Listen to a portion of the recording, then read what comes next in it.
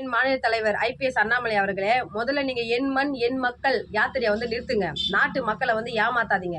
என்னுடைய கேள்விக்கும் என்னுடைய சவாலுக்கும் பதில் சொல்லுங்க. பிளாக் மணியா ஒயிட் மணியா மாத்தி அந்த ஒயிட் மணியை வந்து அரசு பணத்திலேயே வந்து ட்ரிபிள் மணியா மாத்துற வித்தையை வந்து பாஜகவுடைய மாநில மகளிர் அணி மாலினி ஜெயச்சந்திரன் அவர்களை வச்சு பாஜக இந்த வித்தியை செய்யறதை நாங்கள் கண்டுபிடிச்சிட்டோம்.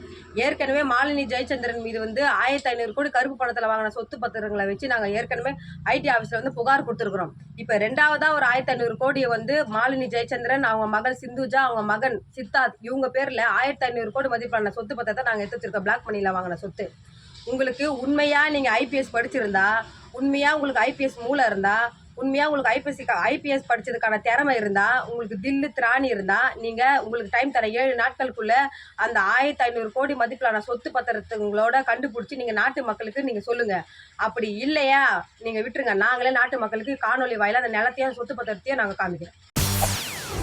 செய்திகளை உடனுக்குடன் தெரிந்து கொள்ள உடனே சப்ஸ்கிரைப் பண்ணுங்க.